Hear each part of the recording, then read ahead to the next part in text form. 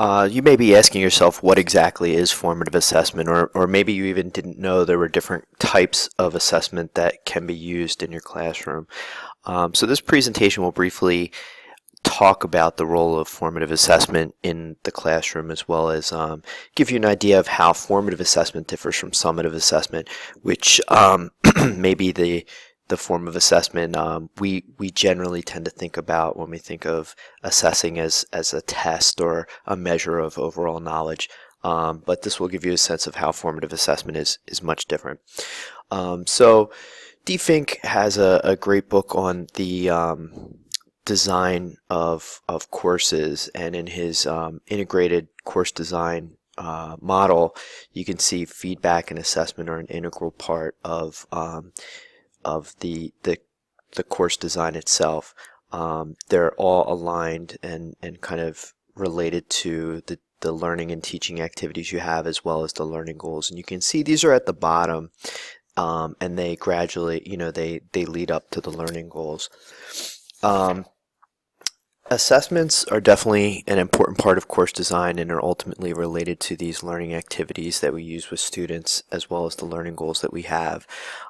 Fink suggests that we need to determine situational factors that will influence these aspects of course design. So these situational factors can determine the amount of time you have in your course, the types of domains that you're teaching in, as well as other factors that are possibly related to the students as well. It's also important to obviously determine what your learning goals for your students would be, as well as the types of feedback and assessment we are providing for your students.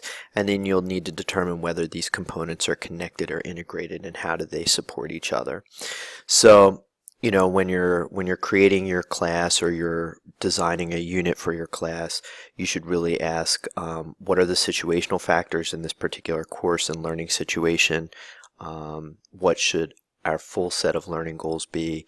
What kinds of feedback and assessment should we provide? And are all the components connected and integrated? Are they consistent with and supportive of each other, rather than kind of disconnected or not really well integrated into the overall design and assessment? So a first step in designing assessment is you want to identify the learning goals. And Fink suggests that in all of these steps, we need to first consider what the learning goals are. What do we expect students to learn by completing this assignment? What kinds of skills will they be practicing? Should we also see if we're making these goals explicit to students? That is, in the assignment, are you clearly stating the goals? Are students explicitly aware of it? Or, is it something that you have to direct students to recognize in the assignment, the reason why they're doing it?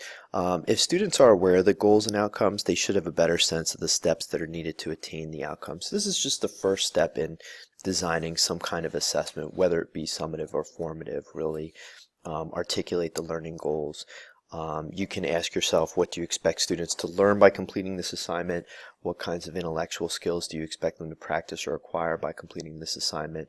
And are your goals for students in terms of their learning explicit? That is, are you making them explicit? And again, these are always related to your domain, as well as the amount of time that you have in the unit, the module, or the overall course. So Fink cites Grant Wiggins as a proponent of this idea of educative assessment, and he kind of argues that this is the more preferable paradigm of assessment, but this auditive assessment tends to be the more traditional kind of form of assessment.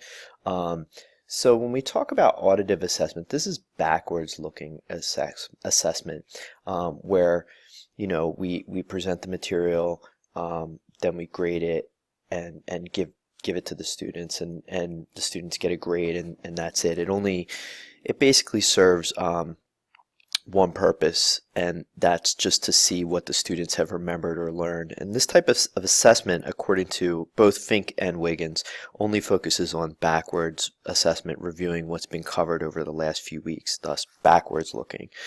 On the other hand, if we're looking at the educative aspect of assessment, if we're taking that approach, Here students master the learning processes and it focuses on the components of learning. So according to Fink, educative assessment has 4 components, and these include focusing on what students should be able to do, enabling them to assess themselves, developing standards and criteria for the assessment, and then providing feedback. That is, and he uses this fidelity um, um, acronym, that the feedback is frequent, immediate, discriminating, delivered lovingly. And we can talk about the feedback a little bit later on. And so what Fink argues is that this type of assessment, this educative assessment, emphasizes learning rather than auditing what students know, because it teaches students to be forward-looking. It encourages students to be self-assessing. It makes them aware of the criteria and standards, and it provides some feedback along the way.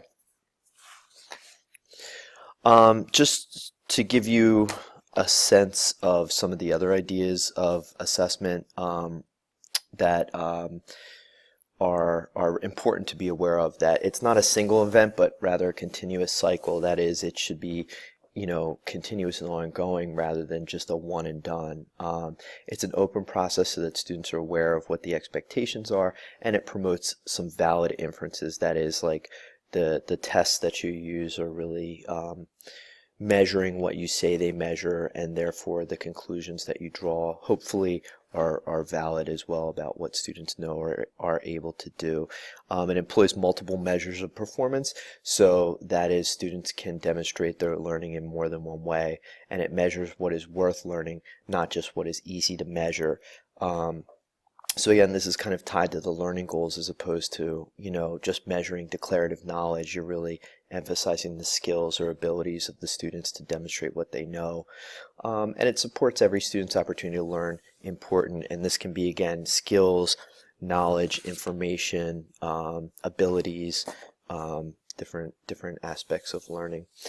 Susky also presents some ideas about fair assessment practices, again, that align with some of what Fink was saying earlier, that you have clearly stated learning outcomes. It's really important that you share these with your students, especially with assessments, so that they're aware of the criteria.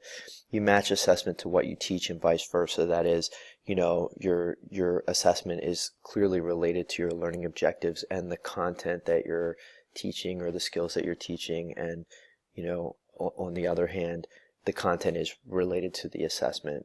It's not something new or surprising that the students are encountering. Use multiple measures and different kinds of measures to really have students demonstrate what they learn. So switch it up.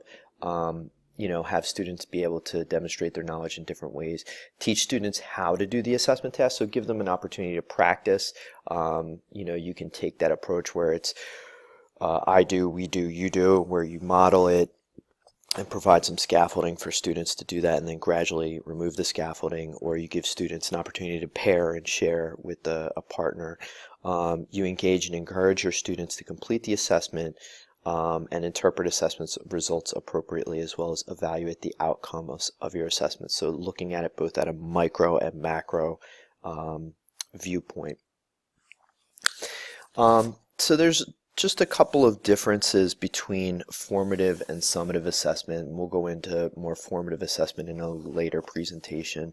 But Huba and Fried really had these interesting ideas about how both formative and summative assessments are different. It's not saying that one is better than the other, but they're both necessary to a certain extent, both in school and to a certain extent in life, in jobs in the real world. But we need to take a different kind of approach to looking at it. So formative assessment provides timely feedback about performance or attainment of goals. It enables students to know where they are and where they need to go, or how much further or how much more effort they need to put into their attaining their goals. It's interactive in that it relies on the teacher to provide feedback and the students to understand the feedback, and it's low stakes as well. It's not typically graded, although that's something that's becoming a debate. It's also administered continuously. That is, it should be a continuous and ongoing part of a teacher's plan. And it's supposed to foster lifelong learning. I'm not sure if it really actually does that, but it's supposed to, in that it has a greater impact on learning and achievement, in that it provides students with the idea of where they are and where they need to go. Summative assessment is focused more on achievement than on performance or attainment of goals. It looks at the kind of overall knowledge, and this is usually done at the end of a unit or lesson. It provides grades as opposed to feedback. It tends to be high stakes. Usually, a summative assessment is worth something, and sometimes can be the determining factor in certification or something like that.